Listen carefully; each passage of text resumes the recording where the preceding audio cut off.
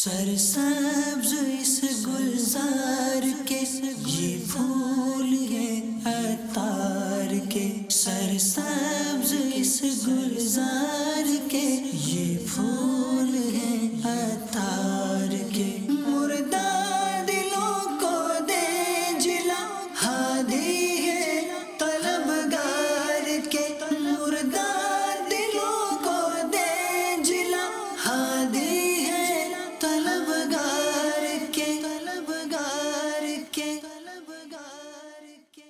الحمدللہ رب العالمین والصلاة والسلام علی سید المرسلین، اما بعد فاعوذ باللہ من الشیطان الرجیم، بسم اللہ الرحمن الرحیم۔ الصلاة والسلام علیک یا رسول اللہ وعلی آلک واصحابک یا حبیب اللہ، الصلاة والسلام علیک یا نبی اللہ وعلی آلک واصحابک یا نور اللہ۔ فرمان مصطفیٰ صلی اللہ تعالی علیہ وآلہ وسلم، جس نے مجھ پر صبح و شام 10 بار درود پاک پڑھا اسے قیامت کے روز میری شفاعت ملے گی۔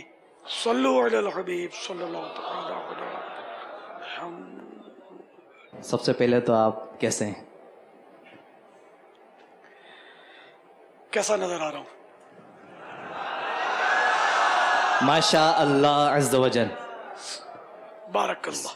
سوال عرض یہ ہے کہ سابقہ کابینات میں دعوت اسلامی کے مدنی کام کے حوالے سے اسلامی بھائی کوششیں کر رہے ہیں، جن میں 2 کیٹیگریز ہے، ایک اجیر اسلامی بھائی ہیں اور دوسرے غیر اجیر والنٹیئر، جیسے شروع میں کام ہوتا تھا۔ تو ان 2 اسلامی بھائیوں کا کام کرنے کا مدنی انداز کیا ہونا چاہیے اور ان میں فرق کیا ہے؟ نیز یہ کہ باقی اسلامی بھائی ہیں، آپ خصوصی توجہ فرمائیں تاکہ ہم میں کوئی بھی کمی بیشی ہو آپ کی نظر کرم سے انشاءاللہ ضرور دور ہو جائے، اور ہم سب کی حفاظت کے لیے، ہمارے ایمان کی حفاظت کے لیے دعائے مغفرت فرما دیں۔ جزاکم اللہ خیرا کثیر۔ اجیر اور غیر اجیر کے تعلق سے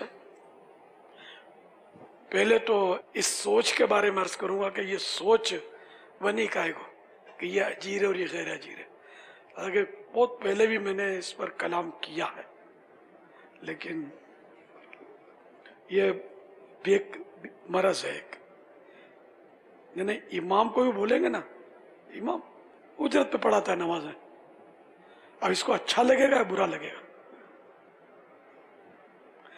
آپ المدینہ العلمیہ میں کام کرتے تو کیا احسان کرتے ہیں؟ تنخواہ دار ہیں آپ، برا تو لگے گا۔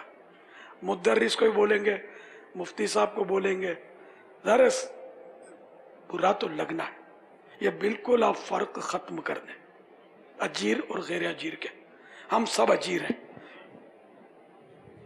کھاتے ہیں تیرے در کا، پیتے ہیں تیرے در کا، پانی ہے تیرا پانی، دانا ہے تیرا دانا، تیرے ٹکڑوں سے پلے غیر کی ٹھوکر پہ نہ ڈال، جھڑکیاں کھائیں کہاں چھوڑ کے صدقہ تیرا۔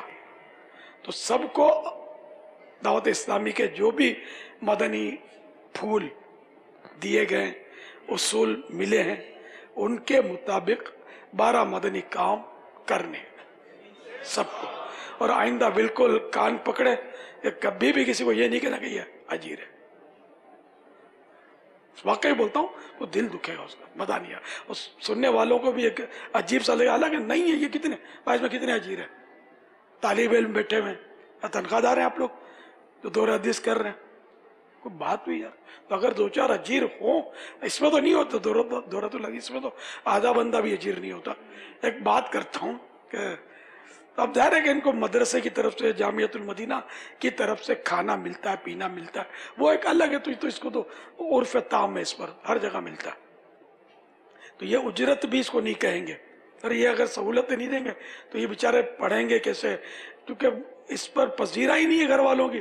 دنیا پڑھانی ہے تو پلے سے کتابیں بھی، پلے سے پاکٹ منی بھی، پلے سے اچھی اچھی غذائیں، اچھے اچھے لباس سب دیں گے. دین پڑھانا ہے تو آج کل ایسا معاملہ ہے کہ اگر کسی نے اولاد کو اجازت دی تو بڑا احسان کیا، اور اس کو بھی وارننگ کہ اتنے اس میں پڑھ لو، اتنے عرصے میں پڑھ لو، ہم کچھ نہیں جانتے، دیر نہیں لگانا. بالکل میرے سامنے آئے نا کہ اب ماں باپ بولتے ہیں بہت ہوا تم کو، حفظ نہیں ہوتا، اب تم چھوڑو، کما کے لاؤ، بس اتنے مہینے میں اتنے اس میں حافظ بن جاؤ تو ٹھیک ہے. یہ لیکن اس میں کبھی نہیں بولتے ہوں گے کہ میٹرک تم کو اتنے سال میں کرنی ہے، مر کھپ کے پاس ہونا ہے، نہیں تو ہم تم کو نہیں پڑھنے دیں گے. بلکہ 10 بار فیل ہوگا تو بھی مار کے بولیں گے میٹرک کر، پڑھ. دنیاوی تعلیم کا تو یہ ہے. دینی تعلیم جو لیتے ہیں ان کی تعداد اول تو ہے بہت کم، اس کے باوجود بھی یہ کم بھی بیچارے مظلوم طبقہ ہی ہے کہ اس کی بھی معاشرے میں کوئی پذیرائی ایسی نہیں ہے. تو یہ دعوت اسلامی کا بھی جو مدنی کام کرتے ہیں ذرا اس کی بھی پذیرائی کرتے بھی ہیں، نہیں بھی کرتے ہیں، برا بلا بھی بولتے ہیں.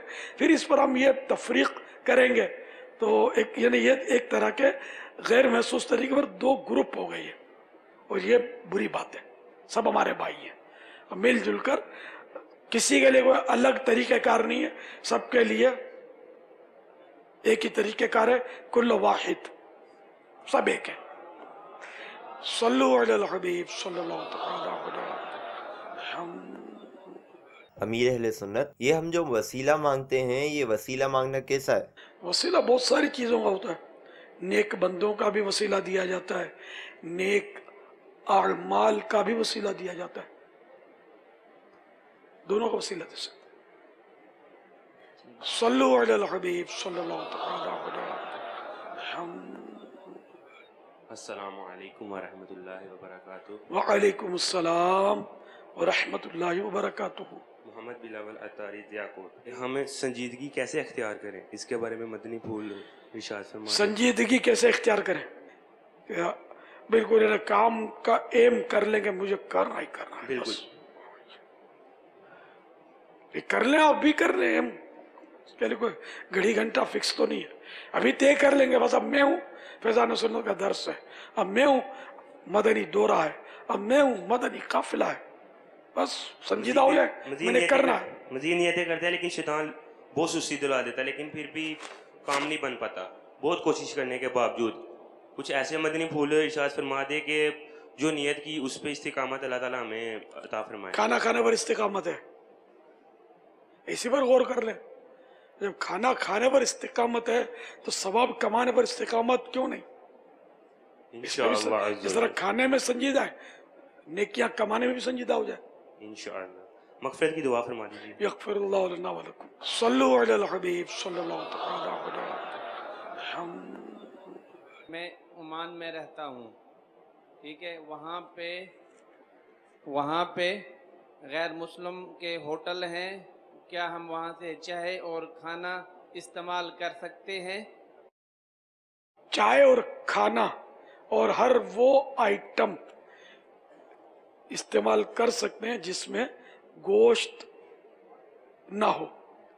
اور شراب تو سب سمجھتے ہیں کہ شراب حرام ہے، گوشت میں تھوڑا گڑبڑ ہو جاتی ہے، تو گوشت بھی ان کا نہیں کھانا. گوشت اس صورت میں حلال ہوگا جبکہ ہے بھلے کافر کے پاس اس وقت، لیکن مسلمان کے سامنے ذبح ہوا اور کھانے تک وہ مسلمان کی نظر سے چھپ کر کافر کے قبضے میں نہیں چلا گیا، تب تک وہ گوشت بھی حلال ہے. لیکن اب ہوٹل میں کھانے گئے تو گوشت تو ہماری نظروں کے سامنے ہوتا ہی نہیں ہے نا. اس لیے اگر وہ کافر ہی ہے، کھلا بھی کافر رہا ہے سارے مطلب، تو اب یہ اس سے نہیں کھائیں گے. چائے وغیرہ تو استعمال کر چائے میں حرج نہیں، چائے میں گوشت کا پاؤڈر نہیں ڈالتے، چائے میں پتی ڈالتے ہیں، چینی ڈالتے ہیں. دال سبزی کھا سکتے ہیں. اور عمان میں سارے ہوٹل غیر مسلموں کے نہیں ہیں، عمان اسلامی ملک ہے، تو وہاں ظاہر مسلمانوں کے ہوٹل بھی تو یقیناً ہوں گے ہی. جہاں پہ ہم رہتے ہیں وہاں پہ تقریباً 10 کلومیٹر تک اور کوئی ہوٹل نہیں ہے. اور کار کو وہاں تک پہنچتے ہوئے 10 منٹ بھی نہیں لگتے. انشاءاللہ کوشش کریں گے. صلو علی الحبیب صلی اللہ تعالی علیہ. السلام علیکم ورحمۃ اللہ وبرکاتہ. وعلیکم السلام ورحمۃ اللہ وبرکاتہ. پاپا سوال پوچھنے سے پہلے کچھ عرض کر لوں.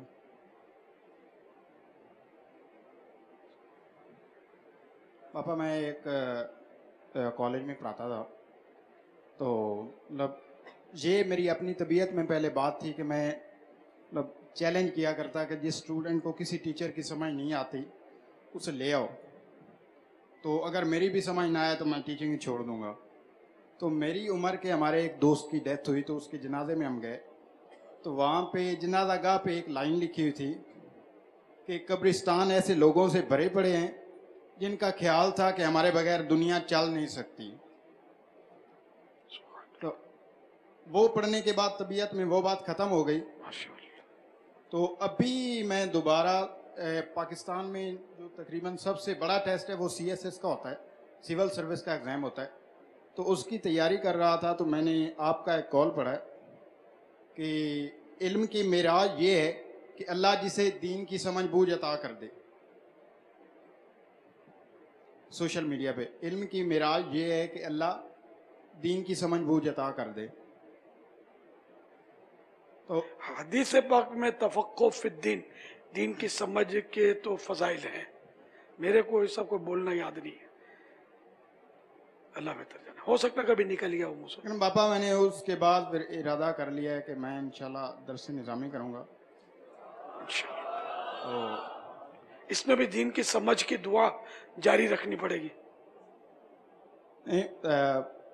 باپا جی مفتی کو بھی یہ دعا کرنی چاہیے کہ اللہ مجھے دین کی سمجھ دے. جس دن آپ کو لگے نا کہ مجھے سمجھ مل گئی تو آپ کی ناسمجھی کا آغاز ہو گیا.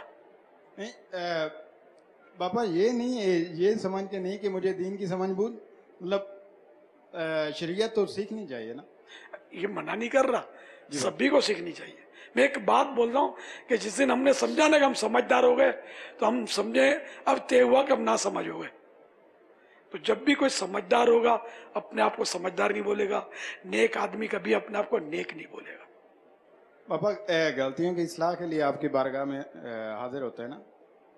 2012 میں میں پہلی بار آیا تھا، اور اپنے گاؤں میں سے آنے والا میں پہلا بلکہ واحد شخص ہوں، اور یہ میری چوتھی حاضری ہے. ماشاءاللہ. پچھلے سال بھی میں آیا تھا. تو مطلب جب میں نے یہ پڑھا اس کے بعد میں نے اپنے معاملات سمیٹ لیے، اور یہاں سے جاتے ہی انشاءاللہ درس نظامی کی کلاس شروع کر دینی انشاءاللہ. اب پاپا سوال میرا یہ ہے کہ ہم جس کالج میں پڑھاتے تھے اس کے مالک نے ایک شخص پر کیس کیا، اور جبکہ وہ شخص جس پر اس نے کیس کیا وہ مسلمان ہے اور سنی ہے، لیکن اس نے اسے کیس میں لکھا کہ یہ غیر مسلم ہے. مدعی نے لکھا. جس مدعی نے لکھا، اور پھر اس نے ہمیں فورس کیا کہ تم مجھے اسٹامپ پیپر لکھ کر دو کہ یہ شخص ہمیں غیر مسلم ہونے کی تبلیغ کرتا ہے. تو جس دن اس نے یہ کہا اس دن سے میں نے تو وہ کالج چھوڑ دیا ہے. تو اس کے بارے میں آپ رہنمائی فرما دیں. ایک مسلمان پر کفر کا الزام تو بڑا سخت ہے، بہت سخت ہے. جس نے بھی لگایا اس پر توبہ فرض ہے. اس شخص کے ساتھ تعلقات رکھنا کیسا؟ آپ اپنے آپ سے پوچھ لیں. پاپا میں نے تو اس دن سے وہ کالج چھوڑ دیا نا. اس کے بعد اس نے بڑی کالز کی ہیں کہ میں آپ کا مطلب یہ کر دوں گا وہ کر دوں گا، لیکن میری غیرت نے گوارا نہیں کیا. اس کی طرف میرے کچھ پیسے بھی مطلب 1 مہینے کی تنخواہ بچتی ہے، لیکن میں دوبارہ گیا نہیں. اپنا حق حاصل کر لینا چاہیے، تنخواہ چھوڑنی تو نہیں چاہیے. مطلب دیں گے تو خود بھیج دیں گے تو ٹھیک ہے، نہیں بھیجیں گے تو اللہ کا بڑا شکر ہے، کوئی مسئلہ نہیں ہے. لیکن دوبارہ جائیں گے تو پھر ان کے معاملات یہ وہ بڑا کچھ دیکھنا پڑے. اللہ تعالیٰ آپ کی مدد فرمائے، اللہ مدد فرمائے، مددگار فرمائے. واقعی ایسے شخص کے ساتھ رہنا تو بڑا رسکی ہے. اتنی بڑی تہمت ہے، تو اس سے بڑی تہمت کیا ہوگی؟ بابا نیکیاں استقامت کے ساتھ کرنے کی دعا اور گناہوں سے بچنے کی دعا. آمین. امامہ شریف کب سے باندھنے کا ارادہ ہے؟ پاپا اگر آپ باندھ دیں تو ابھی سے. लो तसव्वुर कर लो कि मैंने बांध दिया। ये आका की सुन्नत है। देखो ये कि इनके हाथ बंधवाऊंगा, फुला के हाथ बंधवाऊंगा, इसकी वजह से अपने आप को महरूम रखना उतनी देर इमाम में से, ये अक्लमंदी नहीं है। एक सुन्नत से अपने आप को महरूम क्यों करे? आज अभी और इसी वक्त बंदा हाथों हाथ बांध ले। नेकी में जल्दी की जाए, जिंदगी का भरोसा नहीं है। जब मेरी मजबूरियां हैं, देखो आपने नाम लिया, वो इमाम लेके खड़े हुए हैं पैकेट में, दिखा रहे हैं मेरे को, पीछे मुड़ के देखे तो सही, दूसरा दिखा रहा है। तो इस तरह ये फिर कल और बढ़ जाएंगे। ठीक है बाबा, मैं आजमाइश, मैं अपने मुर्शिद को आजमाइश में नहीं डालना चाहता। माशाअल्लाह, सल्लु अलल हबीब सल्लल्लाहु तआला अलैहि। अस्सलाम वालेकुम व रहमतुल्लाहि व बरकातुहू। वालेकुम अस्सलाम व रहमतुल्लाहि व बरकातुहू। मीठे मुर्शिद, मेरे दो अर्ज़ हैं आपके खिदमत में इंशाअल्लाह। तो उनके बारे में एक तो मेरा ये अर्ज़ है कि मैं अल्हम्दुलिल्लाह, मुझे इरसा याद नहीं है, लेकिन तकरीबन 20-25 साल आप घरों में तशरीफ़ लाए थे। तो मुझसे आपने नाम पूछा तो मैंने बताया मेरा नाम यार मोहम्मद है। तो आपने कहा नहीं मोहम्मद यार। तो इस तरह 2 दफ़ा मैंने बताया, आपने कहा नहीं मोहम्मद यार। तो अल्हम्दुलिल्लाह अभी मोहम्मद यार से मैं ठट्टा में मशहूर हूँ अल्हम्दुलिल्लाह। और जामिअतुल मदीना में इंशाअल्लाह तालिब इल्म भी हूँ। दर्जा उला में अल्हम्दुलिल्लाह मोहम्मद अमीन साहब, हाजी अमीन साहब और हाजी उमरान साहब ने मुझे दाखिला दिलाई अल्हम्दुलिल्लाह। माशाअल्लाह। तो अभी अर्ज़ ये खिदमत में कि अभी ये नहव और सरफ तो मेरी उम्र के लिहाज से थोड़ा, तो इसीलिए कोई ऐसा वजीफ़ा बता दें, दुआ भी फरमाएं ताकि उसमें मैं आगे निकल सकूँ अल्हम्दुलिल्लाह। उम्र कितनी है आपकी? 1966 पैदाश है। 66 तकरीबन 55 इंशाअल्लाह हो जाएंगे माशाअल्लाह। तो इसके लिए अब मजीद कितना, क्या मतलब कितनी तरक्की चाहिए उम्र में? क्या मतलब ख्वाब क्या है आपका? बड़े बूढ़े तो बोलते हैं, बूढ़ियां बहुत 100 साल का करे तुझे। हाँ, मेरा ख्वाब ये है कि अल्हम्दुलिल्लाह अल्लाह ताला यानी कि ज़िंदगी में ये काम करते करते है, अगर इस जहान से जाऊं तो इसी हालत में जाऊं, अगर अल्लाह ताला ज़िंदगी दे तो अल्हम्दुलिल्लाह आलम बाअमल बन जाऊं अल्हम्दुलिल्लाह, और दीन की खिदमत करूं इंशाअल्लाह। नहीं, वैसे आपका ये फेल जो है ना काबिल तकलीद है। इस उम्र में आपने जामिअतुल मदीना ज्वाइन किया, माशाअल्लाह। तो 55 से सर ये जज्बा तो था, लेकिन यानी कि अमल कुछ देर रज़ा, हर काम का एक वक्त है। जी हाँ सर, दिल को भी आराम हो ही जाएगा। अल्लाह आपको इंशाअल्लाह बाअमल बनाए। आमीन। तवील उम्र आपको अल्लाह ताला आफियत वाली जज़ाकुमुल्लाह खैरा। आमीन जज़ाकल्लाह। मेरे हक में भी ये दुआएं कबूल हो इंशाअल्लाह। और दूसरी अर्ज़ ये है कि सर मेरे बच्चों को मैंने अल्हम्दुलिल्लाह दाखिला तो दिलाई, लेकिन उसमें कामयाबी मेरी गलतियों से या उनकी वजह से नहीं करा सका दावत इस्लामी में, यानी अल्हम्दुलिल्लाह मदरसों में। लेकिन एक बच्चे ने यानी कि वकालत की है, जो कोर्ट में काम करता है, उसको मैंने काफ़ी दफ़ा कहा है कि एहतियात करना। तो वो बेचारा कह रहा है कि बाबा अब उस ऐसा ये धंधा है जिसमें यानी कि बड़ी मुश्किलें मैं कोशिश करूँगा कि मैं ताकि शरीयत के दायरे के अंदर चलूँ, लेकिन फिर भी एहतियात बड़ा मसला होता है। तो इसके लिए मैं कुछ ऐसा आप यानी कि मदनी फूल अता फरमाएं जो मैं उससे समझा सकूँ कि बेटा इस तरह चलना, तो इंशाल्लाह आपको सहूलत हो जाएगी। आपने मदनी फूल दिया, उसने आपको बबूल दिया। बबूल कि मैं बच नहीं सकता। एक बार कुछ काफी साल हुए, एक आया मेरे पास, मैं LLB हूँ, एडवोकेट हूँ, मैं प्रैक्टिस करूं। बेचारे ने मशवरा किया मुझसे, तो मैंने कहा आप गुनाह से बचकर कर सकते हो? बोला नहीं। तो मैंने कहा समझ जाओ, तो नहीं करूंगा। माशाअल्लाह अल्हम्दुलिल्लाह मुर्शिद ने हमारे खुद मशवरा करे ना तो आदमी उसको मशवरा दे। वैसे तो अब वो एकदम से चढ़ाई कर देंगे, तो इतना थोड़ा बहुत आते जाते हैं लोग नहीं आएंगे अपने पास। तो हम मशवरा कभी कोई मांगे तो देते हैं, वरना नमाजों की, सुन्नतों की, नेकी की दावत देते रहे, तो आहिस्ता आहिस्ता ज़हन बनता है कि गुनाहों से बंदा बचे। अल्हम्दुलिल्लाह उसकी ये भी नियत है कि इंशाल्लाह मैं कोर्ट में काम दीन का करूँगा, उसकी ये भी नियत है अल्हम्दुलिल्लाह सर, कोर्ट में रहते हुए दीन का काम करूँगा, क्योंकि आपके मुरीद तो हैं अल्हम्दुलिल्लाह, 3-4 बच्चे हैं आपके मुरीद हैं अल्हम्दुलिल्लाह, मैं भी हूँ, तो वो भी मुरीद हैं, ये भी जज्बा रखता है अल्हम्दुलिल्लाह। सल्लु अलल हबीब सल्लल्लाहु तआला अला मुहम्मद یہ جو وہم وسوسے آتے ہیں اس کے بارے میں کیا ہے؟ جیسے مطلب کوئی اچھا کام نہیں کیا تو نقصان صحت کا یا پیسے کا ہوتا ہے، تو ایسا کوئی وظیفہ بتائیں۔ ہاں تو نقصان تو ہے نا، جب اچھا کام کہے نیکی کا کام وہ نہیں کریں گے تو نقصان ان مانوں کا ہوگا کہ ثواب نہیں ملے گا. نہیں ایسا جو صحت کا نقصان، یہ چھوٹا نقصان تھوڑی ہے. ہم لوگ یہ نقصان تو دیکھتے ہیں کہ نزلہ ہو جائے گا تو بخار آ جائے گا، بچہ بیمار ہو جائے گا تو پیسے ہمارے وہ دھندا ٹوٹ جائے گا. سب سے بڑی دولت جو ہے نا ظاہر ہے کہ وہ اللہ کی رضا ہے، اور وہ نیک کاموں میں اللہ کی رضا ہے. تو نیک کام چھوٹ جانا، نیکی چھوٹ جانا، اس کو بھی ہمیں نقصان سمجھنا چاہیے. حقیقت میں یہ نقصان ہے. ہمارے پیسے گم ہو گئے، ہم اس کو نقصان سمجھتے ہیں.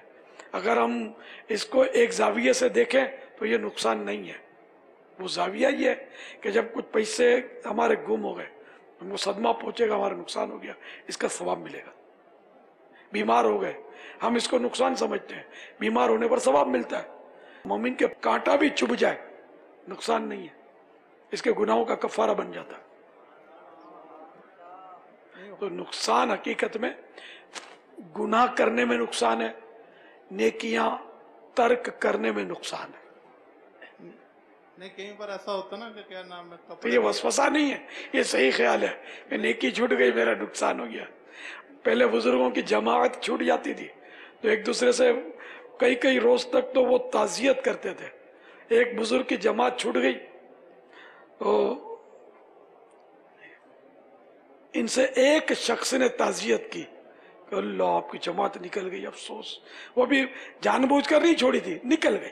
تو تعزیت کتنی بڑی نیکی آپ کی چھوٹ گئی آپ سے. تو یہ بزرگ فرمانے لگے کہ میرا بچہ مر جائے تو 10,000 افراد میری تعزیت کریں، اور جماعت جیسی جماعت میری نکل گئی، صرف ایک نے تعزیت کی. اچھا یہ بھی دور تھا کہ ایک نے تعزیت تو کی، یہاں تو جماعت نکل گئی، آپ جماعت میں نہیں آئے، یوں ہو گیا. کوئی بات نہیں، ہماری گفتگو تو یہ ہوتی ہے، کوئی افسوس نہیں ہے.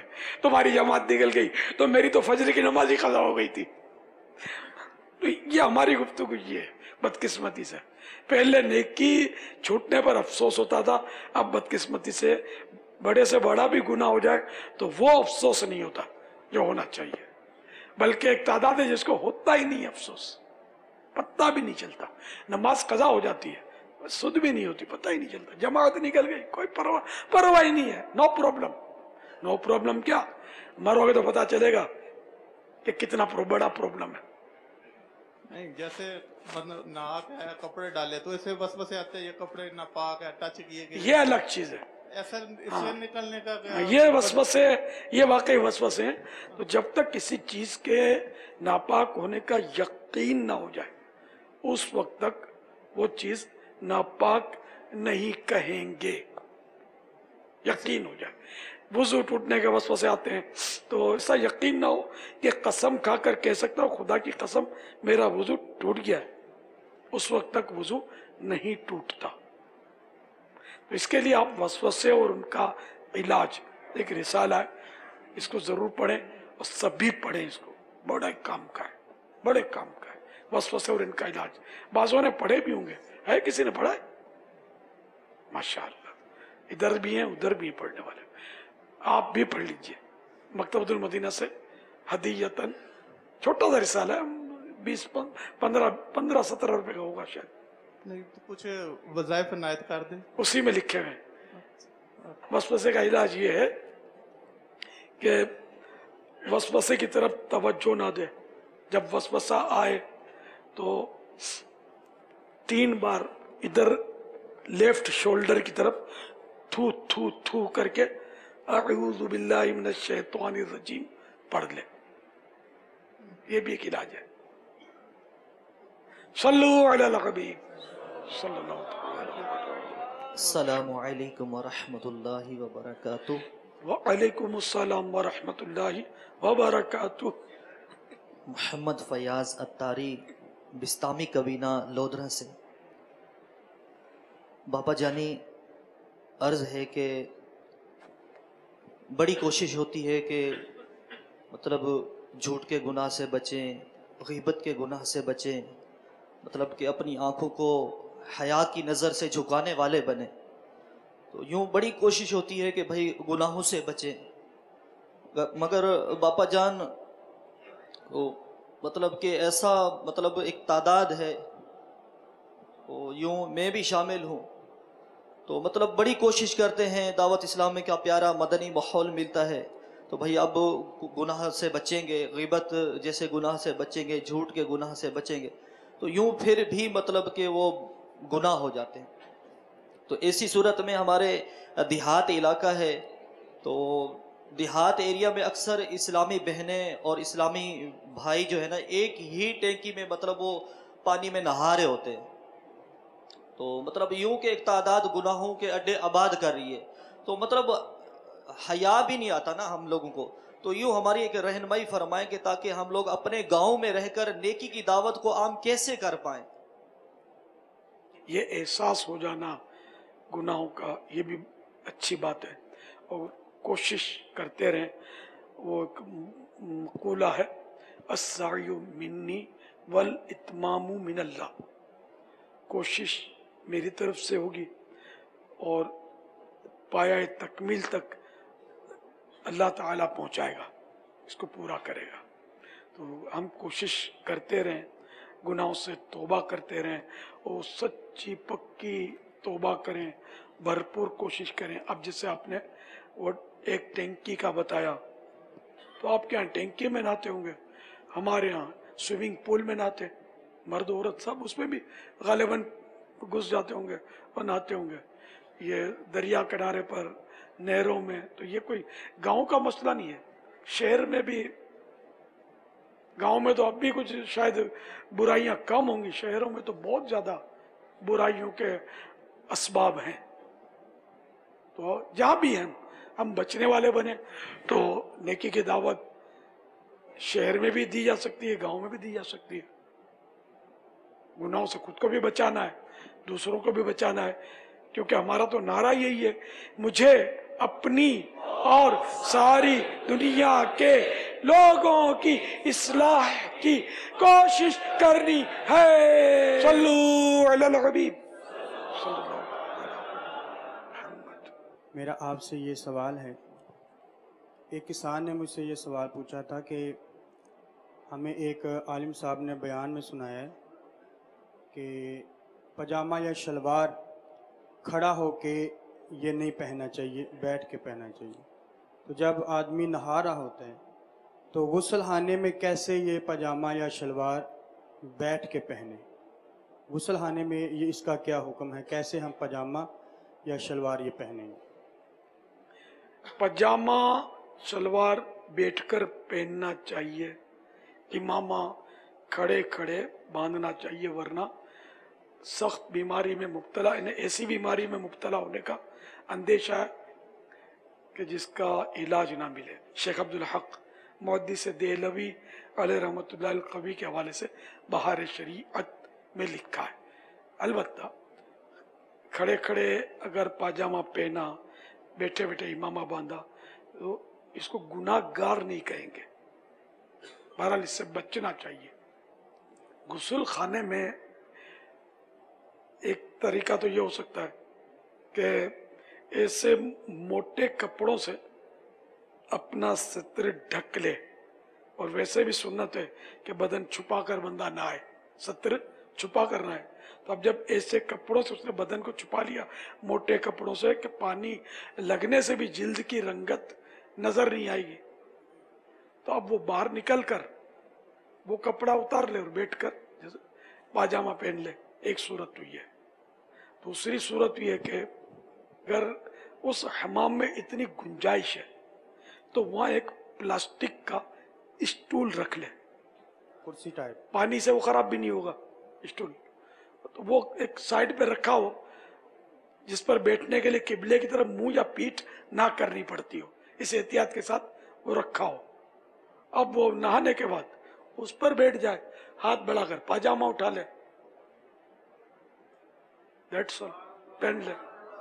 सर करना हो ना तो انشاءاللہ خود ہی ہماری احتیاط کا ذہن جو ہے ہمارا عشق ہے ہماری رہنمائی کر دے گا. نہیں کرنا ہوگا تو قدم قدم پر ہم کو یوں لگے گا یار مجبوری ہے. جذبہ مل جائے گا سب ہو جائے گا. صلو علی الحبیب صلی اللہ تعالی علی محمد. سرسبز اس گلزار کے یہ پھول ہیں عطار کے، سرسبز اس گلزار کے یہ پھول